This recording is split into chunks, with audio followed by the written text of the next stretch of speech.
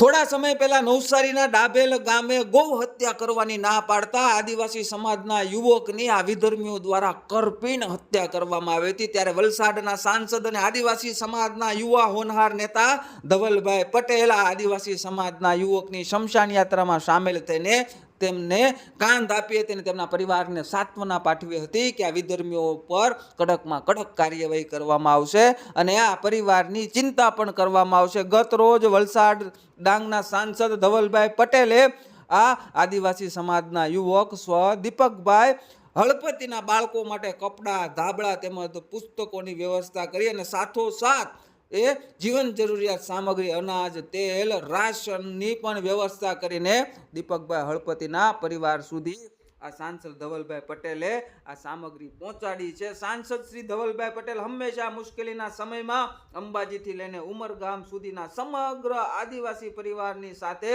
ખંભે ખંભો મિલાવીને ઊભા છે। પોતાના પરિવારની જેમ સાંસદ ધવલભાઈ પટેલ ઉમરગામથી લઈને અંબાજી સુધીના હરેક આદિવાસી પરિવારને મદદ કરવા માટે હંમેશા તત્પર હોય છે। આદિવાસી સમાજે પણ આદિવાસી સમાજની ચિંતા કરનારા સાંસદ ધવલભાઈ પટેલનું સમર્થન જરૂરથી કરવું જોઈએ। મિત્રો, આદિવાસી સમાજના યુવા હોનહાર નેતા અને વલસાડના સાંસદ ધવલભાઈ પટેલે આજે ફરીવાર એક માનવતાનું ઉત્તમ ઉદાહરણ પૂરું પાડ્યું છે। થોડા સમય પહેલા નવસારીના ડાભેલ ગામે ગૌ હત્યા કરવાની ના પાડતા એક આદિવાસી સમાજના યુવકની આ વિધર્મીઓએ કરપીણ હત્યા કરી નાખી હતી। આ ઘટનામાં સાંસદ ધવલભાઈ પટેલને ખબર પડતા તેઓ આ પરિવારની પડખે અડીખમ ઉભા રહ્યા હતા અને ઓલા પોતાની જાતને આદિવાસી સમાજના નેતા માનનારો ઓલો આમ આદમી પાર્ટીનો ધારાસભ્ય ચેતર વસાવા અને ઓલો કોંગ્રેસનો ધારાસભ્ય અનંત પટેલ જ્યારે આ વિધર્મીઓએ આદિવાસી સમાજના યુવકની હત્યા કરી નાખી, આ ઘટના ઉપર આજ દિન સુધી એક શબ્દ નથી બોલ્યા। આ આદિવાસી સમાજે આ વાત ઉપરથી એટલી વાત તો સમજી જવી જોઈએ કે જ્યારે આદિવાસી સમાજના યુવકની વિધર્મીઓ કરપીણ હત્યા કરી નાખે ત્યારે પોતાની જાતને મોટા આદિવાસી સમાજના નેતા માનનારા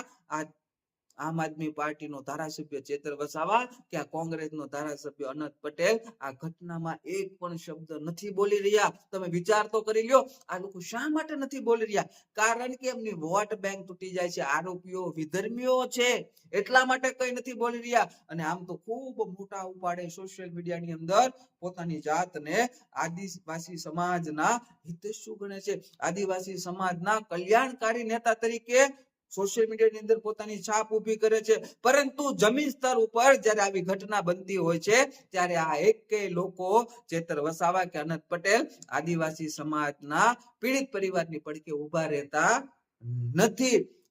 હું આદિવાસી સમાજના ભાઈઓ બહેનોને વિનંતી કરું છું કે જે આદિવાસી સમાજના પરિવારની પડખે ઉભા રહેતા હોય એ લોકોનું તમારે સમર્થન આપવું જોઈએ। વલસાડના સાંસદ ધવલભાઈ પટેલ હર હંમેશા આદિવાસી સમાજના પરિવારની પડખે ઉભા રહે છે, એ પોતે પોતાની જવાબદારીમાંથી છટકતા નથી।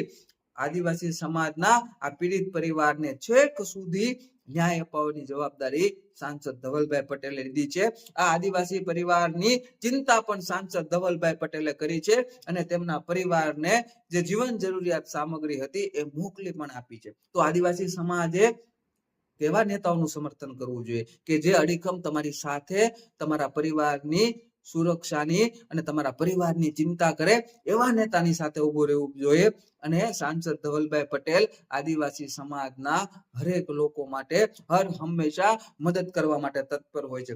ધવલભાઈ પટેલ ઓલા ચેતર વસાવા કે અનંત પટેલ જેવા નથી, એમને તો આદિવાસી સમાજની દિલથી ચિંતા થઈ રહી છે એટલે તો એ મદદ કરી રહ્યા છે ને ઓલા લોકો સોશિયલ મીડિયાની અંદર ખાલી ફાંકા ફોજદારી કરી રહ્યા છે।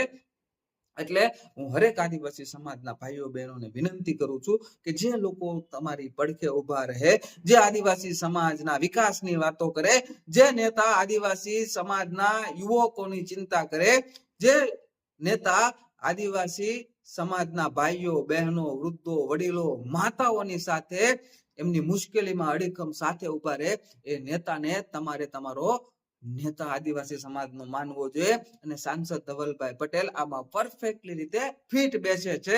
અને ઓલા તો ખાલી સોશિયલ મીડિયામાં રીલબાજી કરવામાં માનનારા લોકો અત્યારે હોય આમ આદમી પાર્ટીના નેતા હોય કે કોંગ્રેસના નેતા હોય તેમને ક્યારેય આદિવાસી સમાજની ચિંતા નથી. તેમને તો ચિંતા છે પોતાના મતની, તેમને તો ચિંતા છે મત આપનારા વિધર્મીઓની. એટલે આદિવાસી સમાજના લોકોને ફરી એકવાર વિનંતી કરું છું કે આવનારા સમયમાં તમારે સાંસદ ધવલભાઈ પટેલના હાથ મજબૂત કરવાના છે અને આવો આદિવાસી સમાજની તરફેણ કરનારો, આદિવાસી સમાજના હિતનું ધ્યાન રાખનારો આવો નેતા સાંસદ ધવલભાઈ પટેલ જેવો તમને મળ્યો છે તો તેમને સાચવી રાખવાની જવાબદારી પણ તમારી બને છે.